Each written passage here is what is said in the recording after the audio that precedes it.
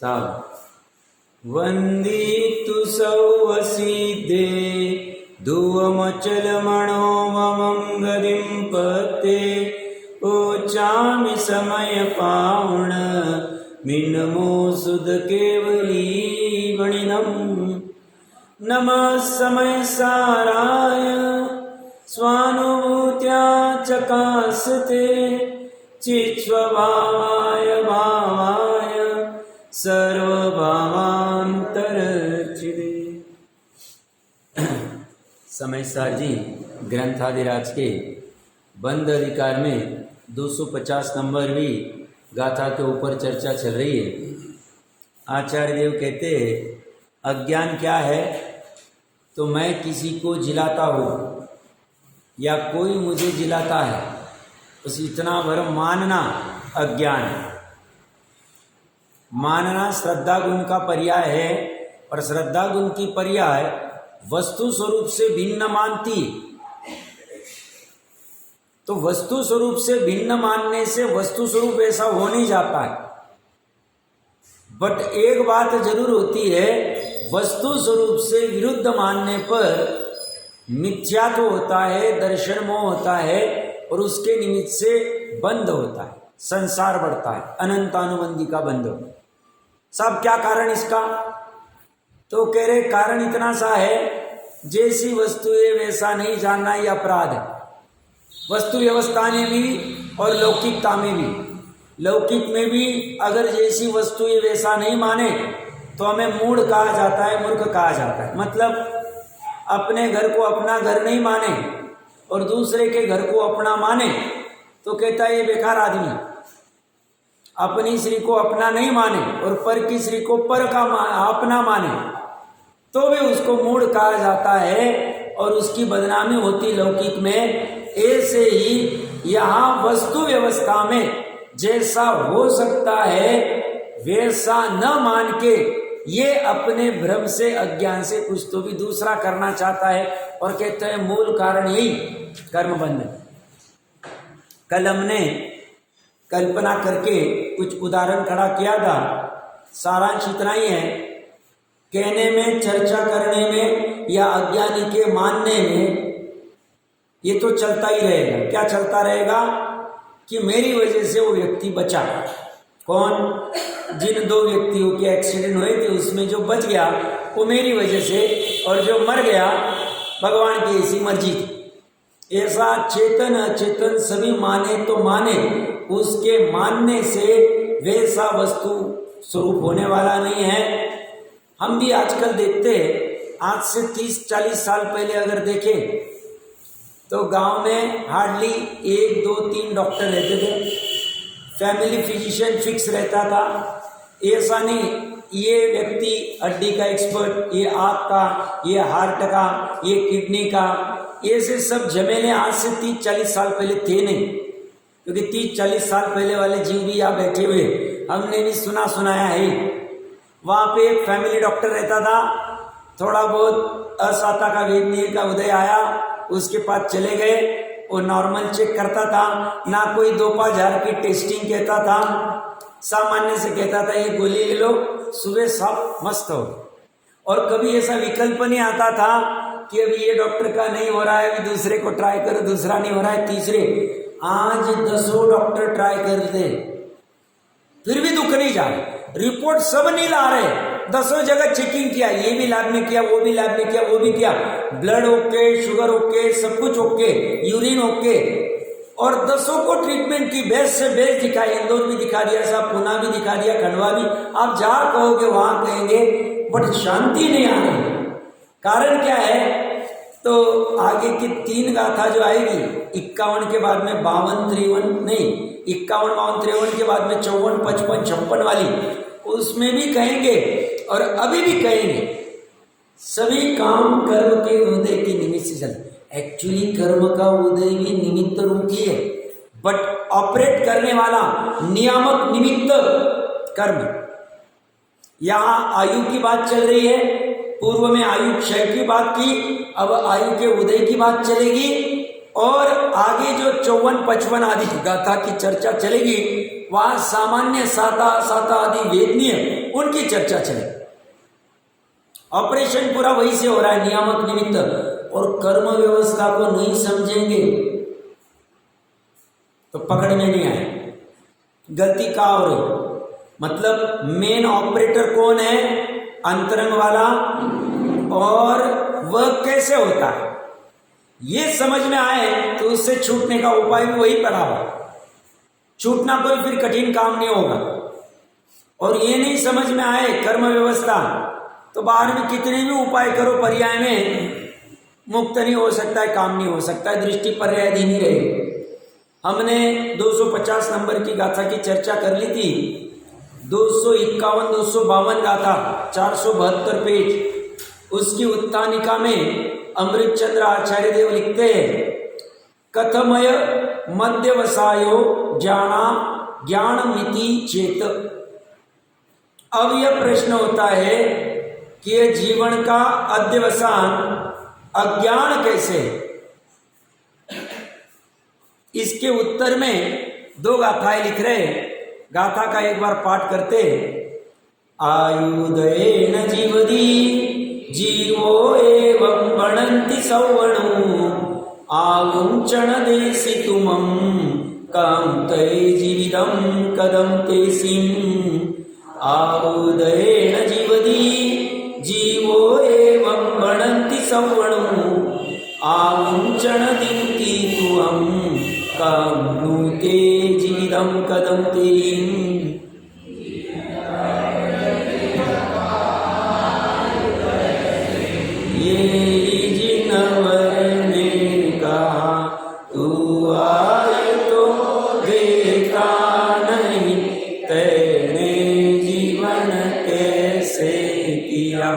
जीतव्य जीव का आयुधय से ये जिन वरने का, वो आयु तुझे देते नहीं तो जीवन तुझ कैसे किया। गाथार जीव आयु हृदयेन आयु कर्म के उदय से जीवती जीता है, एवं ऐसा सर्वज्ञ देव भणंती कहते हैं। त्वम तू आयुंच पर जीवों को आयु कर्म तो न ददासी नहीं देता, त्वया तो हे भाई तूने तेषाम जीवितम उनका जीवन जीवित रहना कथम कृतम कैसे किया। जीव आयु हृदयेन आयु कर्म के उदय से जीवती जीता है, एवं ऐसा सर्वज्ञ देव भणंती कहते हैं। परजीव तब तुझे आयु कर्म तो न ददती देते नहीं है, तय तो हे भाई उन्होंने ते जीवितम तेरा जीवन जीवित रहना कथम नु कृतम कैसे किया। प्रकरण सरल है, पूर्व में विस्तार से चर्चा हुई है। बात इतनी सी है, आयु कर्म मतलब या द्रव्य कर्म की बात कर रहे हैं, और आयु कर्म में और जीव में अत्यंता भाव है। एक जीव दूसरे जीव को आयु दे सकता है, ये पॉसिबल इसलिए नहीं है क्योंकि ये जीव चेतन है और आयु कर्म का उदय या आयु कर्म जड़ पुद्गल दोनों में अत्यंता भाव है, इसलिए चेतन जड़ का काम कर नहीं सकता है। जड़ का काम करने के लिए चेतन को जड़ होना पड़े, और आयु कर्म के उदय से दूसरे जीव का जीवन है, यह भी निमित्त का उपचार का कथन है। ऐसा नहीं मानना कि आयु कर्म का उदय इस जीव को ऑपरेट करा रहा है। इस जीव की उस शरीर में, ये पर्टिकुलर शरीर में इस जीव की रहने की वैसी योग्यता, सामर्थ्य, ये अपने स्वयं से है।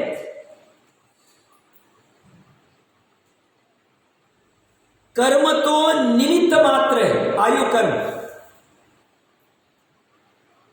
और इस निमित्त का इसलिए ज्ञान कराया क्योंकि यह अहंकार कर रहा है मैंने इस जीव को जीवन दिया, मैं अपने परिवार का जीवन का कर्ता धर्ता हूं, मैं काम करता हूं, मैं पैसे कमा के लाता हूं, इसलिए इन जीवों को भोजन पानी मिल रहा है, इनका जीवन चल रहा है,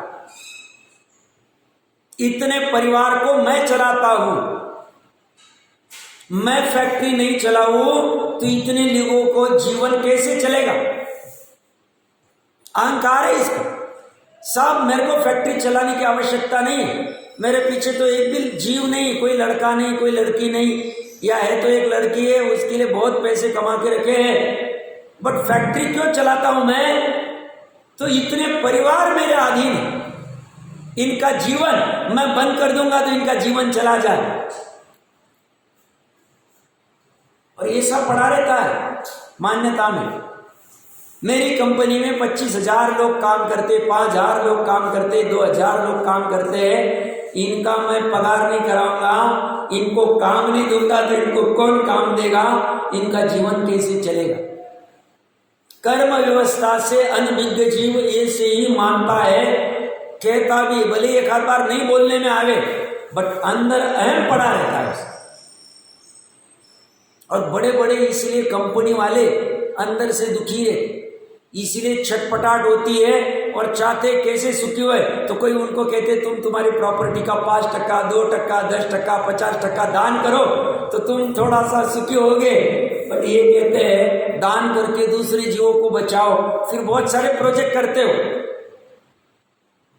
चलते रहते इनका, बट फिर भी सुख नहीं मिलेगा, क्योंकि सुख जिस एक वस्तु से मिलना है उसकी जब तक खबर नहीं पड़ती है सुखी हो ही नहीं सकता कोई भी नहीं। जिस जीव को सुखी होना है उससे जैनी होना पड़ेगा। जैनी होना मतलब जैन में कन्वर्ट नहीं होना, अपने पीछे नाम जैन नहीं लगाना। साहब ये पर्टिकुलर सरनेम फलाना फलाना सरनेम अच्छा नहीं लगता है, जैन सरनेम कर दिया मैं जैन हो गया, उससे जैन नहीं हुआ जाए। जैन होने के लिए जिनेंद्र भगवान ने जो तत्व कहे हैं, जो वस्तु व्यवस्था कही है, वो समझ लेंगे तो सुखी होगा, और वही जैनी होना है। जन्म जैनी और नाम जैनी की आज चर्चा नहीं चल रही। उन सबको पूरे विश्व में जितने भी भूतकाल में जितने भी जीव सुखी हुए हैं जैनी होके ही सुखी हुए। एक भी 363 मत में दम नहीं है सुखी करने, क्योंकि जिस वस्तु से सुखी हुआ जा सकता है उस वस्तु को जानने की, प्रत्यक्ष जानने की सामर्थ्य मात्र सर्वज्ञ देव में एक, और सर्वज्ञ देव ही उसका कथन कर सकते दो, क्योंकि शादवाद से उस वस्तु का कैसे कथन करना ये कला उनको और उनकी परंपरा में आने वाले आचार्य विद्वानों को ही आ सकती है और अन्य किसी को नहीं। इसलिए आज तक जितने सुखी हुए जैनी होके हुए। अब जैनी पना क्या होता है वो समझना चाहिए, और वर्तमान में जो हो रहे और भविष्य में जो होंगे जैनी होके हुए। इंद्रभूति को पहले जैनी होना पड़ा, अपना मान गलाना पड़ा, मैं 500 को ये सब उसको छोड़ना पड़ा बाजू में, और तब उसे 12 अंग का ज्ञान हुआ। एकदम झुक के उसने कहा अब मुझे प्रवज्जा दीजिए, दीक्षा दीजिए, मैं मुनि बनना चाहता हूं। और फिर यथायोग्य मुनि आदि बन के फिर गंधर आदि, फिर जो भी कोई दिव्य ध्वनि खीरी जो कुछ हुआ प्रसंग देख ले, सबको बनना पड़ेगा, या दूसरा ऑप्शन नहीं। जैसे आयु कर्म का उदय है तो कोई मार नहीं सकता है, आयु कर्म का क्षय हो गया तो कोई बचा नहीं सकता है। ऐसे ही जिसे जिसे सुखी होना है उसे उसे जैनी होना पड़ेगा। जैनी होने की एक ही कंडीशन है, जो प्रयोजनभूत तत्व है, जो प्रयोजनभूत वस्तु व्यवस्था है, उसको जैसी है वैसा अपने ज्ञान में फिट करना, जानना, वैसा प्रतीति करना, अनुभव करना, इतना ही जैनित्व है बस, और कुछ नहीं चाहिए। बाकी कुछ भी नहीं करे चले, बाकी भले ही आसपास वाले कहें अब तुम ये नहीं करते, वो नहीं करते, वो नहीं करते, तुम कहाँ के धर्मी, अब नहीं करते, क्या करते, ये वस्तु करेंगे तो होगा ही होगा, काम होगा ही होगा। और उसके लिए बहुत इजी कर दिया टोडरमल जी साहब ने, धर्म बहुत इजी कर दिया। और कहते देवगुरु शास्त्र का निर्णय करो, देवगुरु धर्म का यथार्थ वाला और अयथार्थ वाला, जो यथार्थ है उसके अलावा यथार्थी। 7 तत्वों का निर्णय करो, 7 तत्वों में द्रव्य गुण पर्याय की व्यवस्था आ गई, और ऐसा निर्णय करो कि उसमें पूरा क्लियर हो जाए, पिक्चर कुछ भी आधा अधूरा बाकी नहीं रहे। ऊपरी ऊपरी मत करना उसको ऊपरी ऊपरी करोगे तो काम नहीं होगा, उसमें पूरा डूबना पड़ेगा उस वस्तु व्यवस्था साहब, उससे तो फिर हमारा ये सब छूट जाएगा, ये तो छूटना ही चाहिए। और जो प्राप्त होगा तो उसकी तरफ क्यों नहीं देख रहा है, जो प्राप्त होगा अतीन्द्रिय सुख, अनाकुलता वाला सुख, वो तुझे और कहीं नहीं मिले, फिर ये कुछ भी नहीं रहे। नग्न दिगंबर मुनिराज के पास पीछी कमंडलू और एक शास्त्र के अलावा कुछ भी नहीं, शास्त्र को खा नहीं सकते, पढ़ ही सकते, कमंडलू से पानी पी भी नहीं सकते, सिर्फ शौच के लिए पीछे से मात्र दया का उपकरण है। ऐसा होते हुए बाकी कुछ भी नहीं, 1 रुपया नहीं है, और फिर भी 6 खंडाधिपति वाल उठाकर डाल रहा है, क्योंकि उनके पास जो वस्तु प्राप्त हो गई है वो चक्रवर्ती भी चाह रहा है मुझे भी मिल जाए, और किसी के पास नहीं। वो वस्तु प्रकट करनी चाहिए, उसमें पूरा अपना जोर पूरा वहां लगाना चाहिए। जो बाहर में उपयोग दौड़ रहा है, व्यापार धंधे आजीविका घर गृहस्थी आदि में अनावश्यक वाला निकाल दिया तो भी अपनी गृहस्थी का कोई प्रॉब्लम नहीं आएगा, उतना उपयोग को फ्री करके उपयोग यहां लगा। उपाय बहुत सरल है,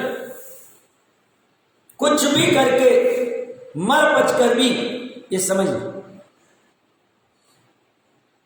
तो ये क्या कह रहे हैं कि हमने गाथार्थ पढ़ा कि परजीव तुझे जीवन दे सकते और ये कर सकते। ये देखो, ये वस्तु व्यवस्था की चर्चा 40, 50, 60, 70, 80 साल पहले थोड़ी प्रमाण में चलती थी, जीवों को आकुलता नहीं थी। अब ये चर्चा भी नहीं, पता भी नहीं, और बाहर में 10 डॉक्टर 10 जगह पे सिर ठोक क्या है, फिर भी सुख नहीं हो रहा है, उसे ख्याल में नहीं आ रहा है असाता का अंदर में कार्बन शरीर में उदय है, कोई मुझे सुखी नहीं कर सकता। या तो आयु की बात चल रही है, असाता और साता की बात तो अगली गाथा में चलेगी, बट प्रकरण जोड़ के मैं बात कर रहा हूं, और इसीलिए 10 जगह ठोकरेगा, कुछ भी काम नहीं। और होता क्या है, 10 जगह कोई जाके आया और 11वीं जगह पे आता है, और उसका भी अभी पुण्य का उदय होना है और काम हो जाता है, तो व्यक्ति जिसके निमित्त से उपस्थिति में वो काम हुआ है वो अपना अहंकार करता है, देखो 10 जगह घूम के आया और मैंने बस ऐसा किया और काम हो गया। वो कहता है नया भ्रम खड़ा कर रहा है भाई तू, ये भ्रम डुबाने वाला है, ये जितना जल्दी भ्रम दूर होवे उतना अनाकुलता के लिए ठीक है।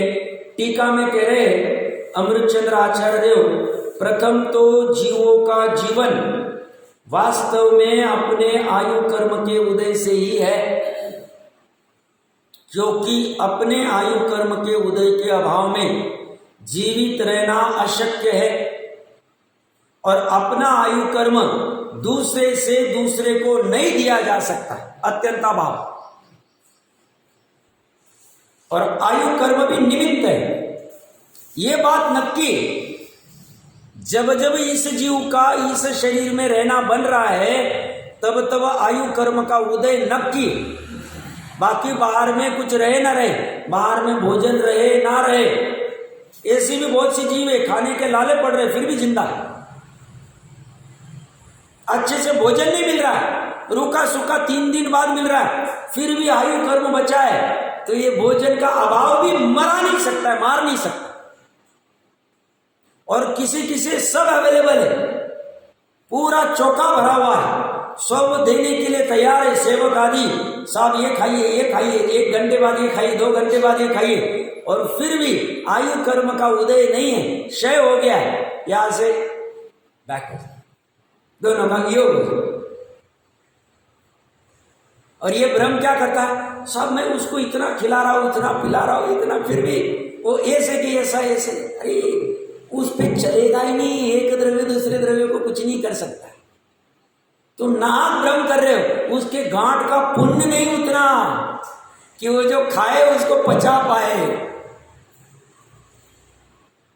और परेशान रहते हैं सब।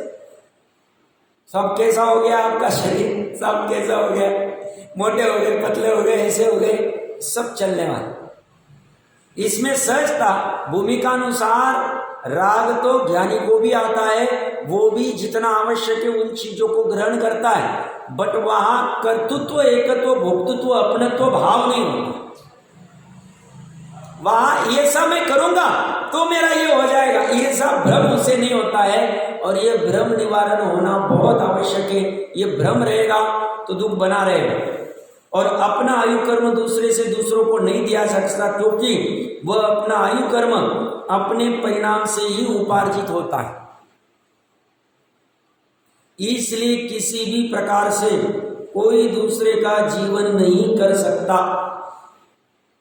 इसलिए मैं पर को जिलाता हूं और पर मुझे जिलाता है। इस प्रकार का अध्यवसाय ध्रुव रूप से, नियत रूप से, निश्चय रूप से अज्ञान है। भावार्थ पहले मरण के अध्यवसाय के संबंध में कहा था, इसी प्रकार यह भी जानना, विस्तार करने की आवश्यकता है नहीं। तात्पर्य वृत्ति टीका में कह रहे, आयुदयेन जीवदी जीवो एवं बढ़ंती सवणु। आयु कर्म के उदय से जीव जीवित रहता है, ऐसा सर्वज्ञों ने कहा है। आउन चरण देसी तुमम कहम तये जीवदिन कदम तेसी। तू उनको आयु कर्म नहीं देता है, क्योंकि उन जीवों का आयुष्क उनके अपने शुभ अशुभ परिणामों द्वारा उपर्जित है। सर्वज्ञ की गवाही जैनियों के सामने दे सकते हैं। अन्य मति के साथ चर्चा करते वक्त सर्वज्ञ ऐसा कहते, बात चलेगा नहीं। वो कहते सर्वज्ञ नहीं, तुम तर्क रखो। तर्क अनुमान से बात चलती है वाद विवाद में। हमारे सामने क्यों रख सकते हैं? क्योंकि हमें सर्वज्ञ के ऊपर श्रद्धा है, और होनी भी चाहिए। यहां सर्वज्ञ नाम की कोई ऐसी व्यक्ति होती है, कोई ऐसे जीव की परिणति होती है जिसमें 3 लोक 3 काल सहज झलक जाता है एक समय। इसकी श्रद्धा है, इसलिए उनको कहा, तो उनको वो मिस्त्री की तरह काम करता है सर्वज्ञ की दवाई, तो आराम से वो दवाई पच जाती है। बात बराबर है, सर्वज्ञ ने कहा फिर वैसे ही हो। एक और आगे क्या कह रहे हैं, आयुष्क कर्म जीवों का किससे होता है? शुभ अशुभ परिणामों द्वारा होता है। शुभ अशुभ परिणाम मतलब, फिर से तत्वार सूत्र जी, छठवां अधिकार, बहु आरंभ बहु परिग्रह नरक आयु। अशुभ परिणाम, बहु आरंभ करने के परिणाम किए, बहु परिग्रह के परिणाम किए, हाय हाय हाय हाय कर रहा है, आवश्यकता नहीं। 3 पीढ़ी 5 पीढ़ी हो गई, 7 पीढ़ी हो गई, और 2 पीढ़ी की करूं। कब्र में पैर है, 65 साल 70 साल 75 साल 80 साल की आयु हो गई, अभी भी लगा पड़ा है, नहीं जाना पड़ेगा, फिर बच्चे का कैसे होगा, उसको खाने को कौन छोड़ेगा, ऐसा कैसे, उसको समझता नहीं, मेरे को ही सब पता है, मेरे को ही आइडिया है, मेरे को ही मानते हैं। कहां तो पड़ा है, पता नहीं चलेगा कब आयु का क्षय हो जाएगा और ये धरा का धरा रह जाएगा। 1 सेकंड में सब छोड़ के चला जाएगा, और फिर वहां से आएगा, और बच्चे को भोजन के लिए छोड़ने आएगा, फिर वहां से आएगा, नहीं ये व्यक्ति मेरे को ही पहचानता है, मैं रहेगा तो बराबर काम करता है, तो मैं ही जाना चाहिए। ये तो अंत में जाते जाते भी छोड़ेगा नहीं।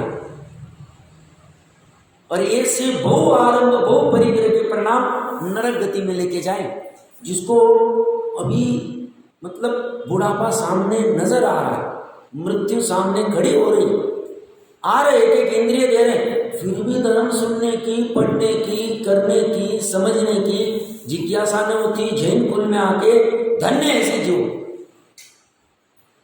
इनकी महिमा गाने में हम समझते नहीं, टोडर मंजी साहब। अब आपके कैसा है तुम्हारा? ये तो भर जवानी में करने जैसा धर्म है। क्यों? जवानी में इसको बराबर से समझ सकते। पहले तो ब्रह्मचर्य आश्रम में ही सब समझा देते थे, वहां पे लौकिक की आजीविका की कला भी सिखा देते थे और ये भी सिखा देते। और अभी ब्रह्मचर्य आश्रम में तो वो कुछ अलग ही सिखाते हैं, जो तो ठीक से कितना काम में आता है पता नहीं, ये तो है ही नहीं वहां माल। और वहां ब्रह्मचर्य आश्रम में विकृतता, 5 इंद्रिय के विषयों का तो कुछ ठिकाना ही नहीं रहा। और वहां तो और ज्यादा उसको और भोगो भोग वाली संस्कृति सिखाई जाती है वहां। ये तो अभी सीखने हो। इसीलिए पूर्व के जीव ब्रह्मचर्य आश्रम पूर्वक गृहस्थ आश्रम में कदम रखते थे, शांति से रखते थे, आराम से छूट भी जाता था। और अभी ब्रह्मचर्य आश्रम ठीक से रहा नहीं, उसके पूर्व गृहस्थ तो छोड़ता ही नहीं, अंत तक चिपक के रहता है। चिपक के रहता है तो बोलते बहु आरंभ बहु परिग्रह, जा तो नरक गति में घूमते रहे, जा भोग ना हो। तिर्यंच आयु कौन से अशुभ परिणाम से बनती है? माया प्रत्य। सब बैठे बैठे गेम करना, बैठे बैठे इन दोनों का कैसे गेम करूं, क्या जरूरत है तेरे को करने? यहां उछल कूद होती है, करते जाता है सब, अंदर सेटिस्फैक्शन, बहुत मजा आता है। और ये 10, 20, 50 साल का सेटिस्फैक्शन कितना डुबाने वाला है। तिर्यंच गति मतलब सिर्फ बेइंद्रिय, तीन्द्रिय, चौरिंद्रिय नहीं, चीटी हो रही है। वहां इतर निगोद में जाएगा 66,336 बार जन्म मरण करता रहे, थक जाएगा, बोलेगा अरे अभी तो रुको, रुकेंगे नहीं, करते वक्त ध्यान नहीं रहा। ये किसकी वजह से हुआ? जीव के ऐसे, जीव मतलब उपादान मतलब जिस जीव को ये जिलाना चाह रहा है, उस जीव ने ऐसे परिणाम किए और उसकी ऐसी आयु बंधी, इसलिए उसकी आयु को कोई दे नहीं सकता।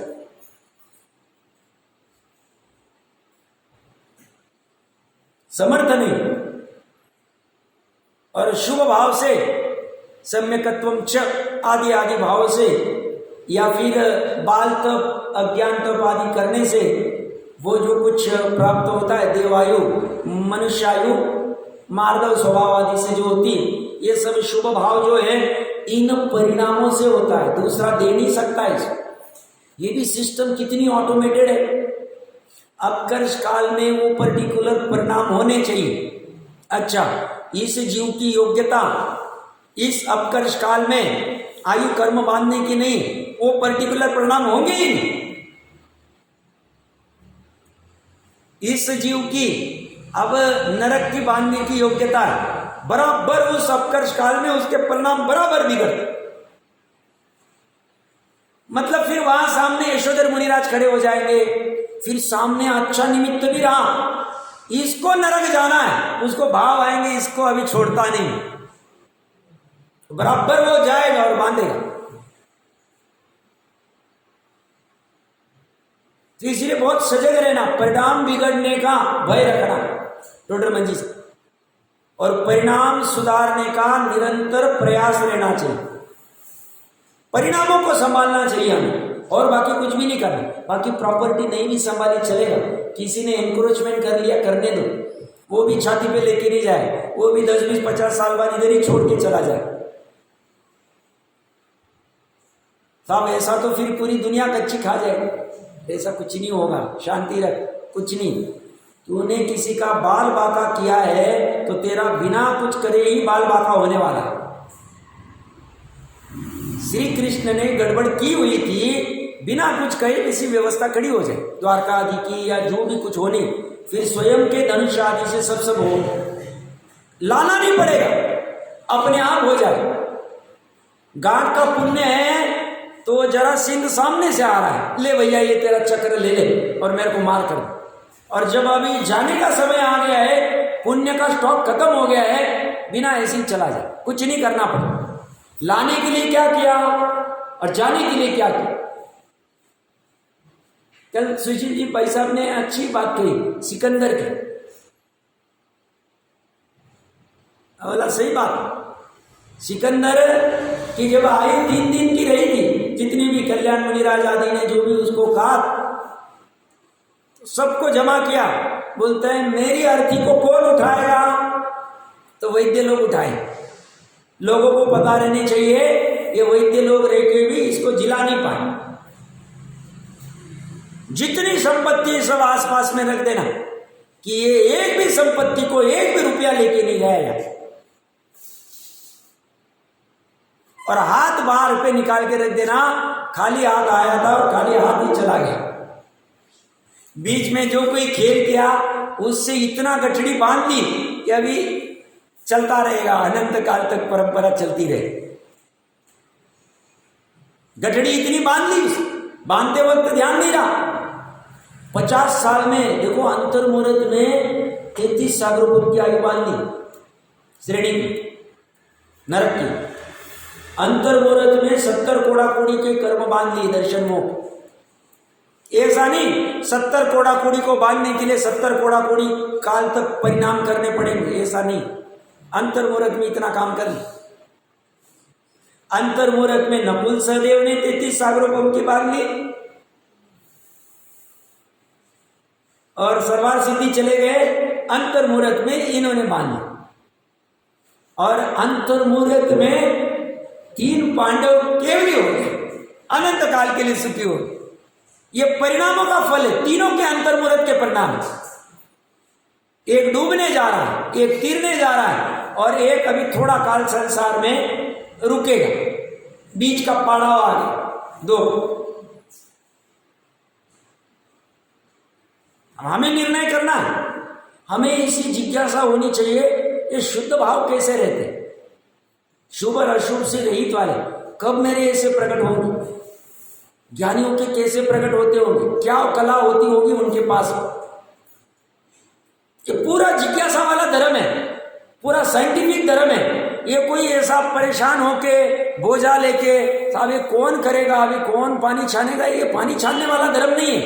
पानी तो मजबूरी में सायचारी रूप में छाना जा रहा है, क्योंकि जब तक घर में रहेंगे मुनि बनने के बाद पानी भी नहीं छानेंगे। सातवीं प्रतिमा तक मजबूरी में छाना जाएगा, 5वें गुणस्थान की। तो इसका इतना प्रेशर नहीं लेना, वो धर्म नहीं है, वो तो उपचार का धर्म है, सहचारी रूप में कहा गया है, मजबूरी का। यथार्थ धर्म तो ये वाला है, और ये वाला धर्म जिसे इतना अच्छा लगता है उसे ये भी सहज में अच्छा लगता है कि ठीक है, कहीं झंझट में इसके उसके माया प्रत्यय आदि करने से अच्छा है ये सब ठीक है, या आवाज आके इसकी उसकी लगाओ और सब दिमाग मारी करो और ये सब सेटलमेंट में उलझो, उससे अच्छा अपने पैर पे कुल्हाड़ी लगानी नहीं है। शुद्धोपयोग वाला धर्म करो, और नहीं होता है तो स्वाध्याय आदि या जो भी घर की क्रिया कर शांति से रहो।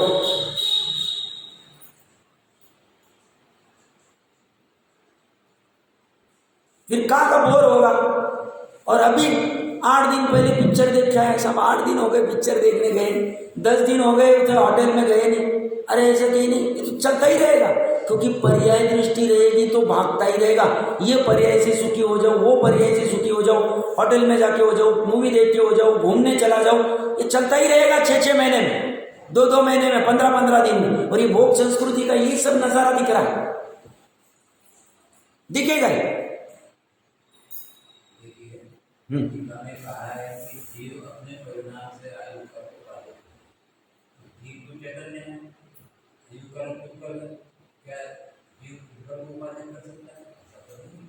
निमित्त का कथन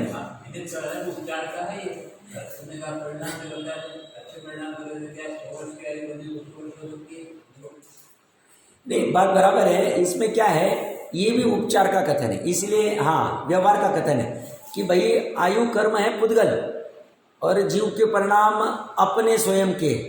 अब ये जीव के परिणाम जो शुभ और अशुभ वाले हुए, ये भी पर लक्ष्य से हुए, तो बोलते पर लक्ष्य से हुए, इसलिए इसको भी कभी कभी जड़ कहा जाता है। क्योंकि ये ज्ञान के परिणाम नहीं है, ये चारित्र के परिणाम है। तो चारित्र ने पर लक्ष्य का परिणाम, चारित्र जड़ी, चारित्र का विकार मतलब राग द्वेष, राग द्वेष को जड़ का कुछ अपेक्षा से है, जीव में ही हो रहा है, बट पर के लक्ष्य से राग द्वेष उत्पन्न हो रहा है, शुभ राग या अशुभ राग, इसलिए उसको जड़ कह दिया और जड़ के निमित्त से जड़ का बंध हो गया, ऐसा हो सकता है। बाकी तो ये निमित्त व्यवहार का ही कथन है, उपचार का कथन, ये बात भी सही है। और वो जीव की वैसी वैसी योग्यता बनती रहती है। वैसे देखिए क्या कह रहे हैं, तो शुभ अशुभ परिणामों द्वारा ऊपर जी ने फिर तूने उनको जीवित कैसे किया, अर्थात किसी भी प्रकार से तूने उनको जीवित नहीं किया है। और फिर ज्ञानी पुरुष के द्वारा स्वसंवित्ति लक्षण रूप त्रिगुण अर्थात रत्नत्रय स्वरूप त्रिगुप्ती समाधि में स्थिर रहना चाहिए। ज्ञानी पुरुष क्या करते हैं, अपने स्वभाव में स्थिर रहने का भाव करते हैं, प्रयास करते हैं। मतलब त्रिगुप्ती मतलब तीन मन वचन काय की गुप्ती, रत्नत्रय स्वरूप, सम्यक दर्शन, सम्यक ज्ञान, सम्यक चारित्र स्वरूप, इस समाधि में स्थिर रहना मतलब शुद्धोपयोग की बात कर रहे हैं। तो उसके लिए रहना चाहिए, चाहिए मतलब निरंतर भावना ही, मतलब अच्छे समझना इसका भाव क्या है। जैसे मुनिराज हर अंतर्मुहूर्त में शुद्ध उपयोग करते हैं। अब अंतर्मुहूर्त शुद्ध उपयोग होने के बाद में वापस बाहर आते हैं, बाहर आने के बाद में शुभ आदि भाव होते हैं। अब उनका 48 मिनट का एक मुहूर्त है, तो उसमें सामान्य तरह से कहा जाता है 1/3 शुद्धोपयोग काल होता है भावलिंगी मुनिराज का, और 2/3 शुभ उपयोग अधिकाल होता है। अब ये 2/3 जो शुभ उपयोग है उसमें भी भावना ये बनी रहती है, कब मैं शुद्ध उपयोग करूं, इसी को ये कह रहे स्थिर रहना चाहिए। ये भाव ये चलते रहते हैं उसके शुद्ध उपयोग। ऐसे ही 5वें गुणस्थान वाले के 15 दिन के अंदर अंदर में शुद्ध उपयोग होता है। शुद्ध उपयोग के आने के बाद में हो सकता है 15 दिन वो बाहर ही रहे, ज्यादा काल रहेगा तो गुणस्थान गिर जाए। तो 15 दिन के अंदर अंदर, तो 15 दिन शुद्ध उपयोग हो गया, उसके बाद में मान लो 15 दिन तक हुआ नहीं, बट 15 दिन तक जो भी परिणाम चल रहे हैं अंदर में अभिप्राय में मैं कब शुद्ध उपयोग करूं, शुद्ध उपयोग से ही मेरा कल्याण है, उसी में मुझे स्थिर होना है, ये सा निरंतर नीचे चलता रहेगा। इसको कैसे समझेंगे साहब, कैसे हम माने। जैसे किसी को मान लो सीए, डॉक्टर, इंजीनियर, कलेक्टर होना है, अब उसकी परीक्षा मान लो 1 साल बाद है, 2 साल बाद है, जो भी कुछ रहेगी। अब आज वो खेल रहा है बाहर में, 10 मिनट आधे घंटे के लिए टीवी देख रहा है, मित्रों के साथ बातें कर रहा है या गप्पे कर रहा है, भोजन कर रहा है। बट ज्ञानी कहते हैं बाहर में ये प्रवृत्ति चलते हुए भी अंदर में मुझे सीए, डॉक्टर, इंजीनियर होना है, मुझे एग्जाम पास करनी, मुझे पढ़ाई करनी, ये सब अभिप्राय में निरंतर चलता है। ऐसे ही इनका वो भावना चलती रहती है, शुद्ध उपयोग वाली झटपटाहट चलती रहती, निरंतर होनी चाहिए, और सहज में होती है क्योंकि उन्हें शुद्ध उपयोगी इतना भाया है। ये क्या कह रहे, ज्ञानी पुरुष के द्वारा स्वसंवित्ति लक्षण रूप, स्व में प्रवृत्ति करने रूप, स्वसंवित्ति, वित्ति मतलब प्रवृत्ति करने लक्षण स्वरूप त्रिगुण अर्थात 3 गुण कौन से हैं, रत्नत्रय स्वरूप, 3 गुप्ती कौन सी है, मन वचन काय स्वरूप, और त्रिगुण मतलब सम्यक दर्शन, सम्यक ज्ञान, सम्यक चारित्र स्वरूप समाधि में स्थिर रहना चाहिए। उस समाधि के अभाव में और अशक्य अनुष्ठान रूप प्रमाद से इसका मरण करता हूं, इसको जीवित करता हूं, ऐसा जब विकल्प होता है तब मन में चिंतन करता है कि इस जीव के शुभ अशुभ कर्म का उदय होने से वह जीव मरता है, जीता है, मैं तो उसमें निमित्त मात्र हूं, ऐसा मानकर राग द्वेष रूप अहंकार नहीं करना चाहिए, ऐसा भावार्थ। ज्ञानी क्या मानता है, ज्ञानी को भी बचाने के भाव आते हैं, मारने के भाव भी उपचार अनुसार आ सकते। कैसे, युद्ध आदि में मारने के भाव आते, जैसे राम को सीता अगर नहीं देंगी तो मैं इसको मारूं। धनुष से चढ़ा है तो क्या मारने के लिए चढ़ा है कि बचाने के लिए चढ़ा है? वो भाव तो आएंगे चारित्र गुण को, चारित्र का विकार किसको? सम्यक दृष्टि को। ऐसा होते हुए भी श्रद्धा इसको अच्छा नहीं मानी उसी समय, और उसमें अहम नहीं करेगी।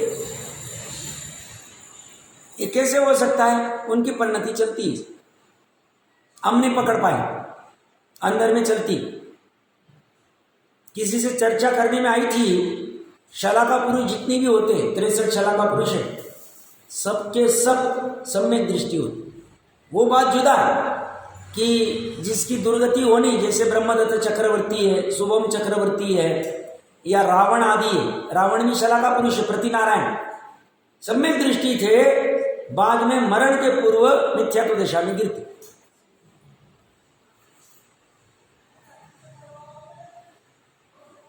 आगम का कोई प्रमाण मानेगा तो मैं दे नहीं पाऊंगा, पर चर्चा में ऐसा आया, जिन्होंने चर्चा की है व्यवस्थित व्यक्ति कर्णानी योग का कथन कर रहे हैं, कर्णानी योग में। तो अभी राम भी मार रहा है लक्ष्मण को, रावण भी सम्यक दर्शन की अवस्था में भी मारने के भाव तो उसके भी हो रहे, बट वो चारित्र का विकार है, श्रद्धा का विकार नहीं, ज्ञान का विकार नहीं। इस साथ में समझना। और चारित्र का विकार भी अनंतानुबंधी वाला नहीं, क्योंकि श्रद्धा का विकार साथ में नहीं।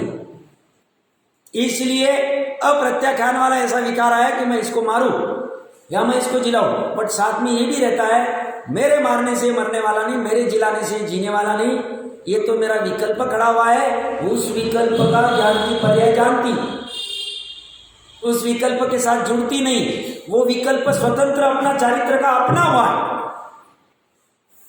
ऐसा होते हुए भी वो बाहर की शरीर आदि की क्रिया तो अपनी स्वतंत्र निमित्त रूप में जीव के भाव होते हैं, वो चलती है, बाकी श्रद्धा और वहां पतित नहीं होती। तो ये कह रहे हैं उस समाधि के अभाव में और अशक्य अनुष्ठान रूप प्रमाद से, मतलब शुद्धोपयोग नहीं हो रहा है और अशक्य अनुष्ठान हो रहा है, प्रमाद हो रहा है, उससे इसका मरण करता हूं, इसको जीवित करता हूं, ऐसा जब विकल्प होता है तब मन में चिंतन करता है कि इस जीव के शुभ अशुभ कर्म का उदय होने से वह जीव मरता है, जीता है, मैं तो उसके निमित्त मात्र होता हूं, ऐसा मानकर राग द्वेष रूप अहंकार नहीं करते, अनंत अनुबंधी वाला राग द्वेष वाला अहंकार नहीं करते।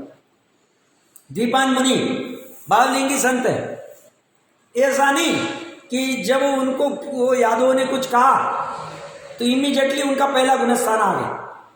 हो सकता है छठवां सातवां रहा हो और उसमें ऐसा विकल्प उत्पन्न हुआ,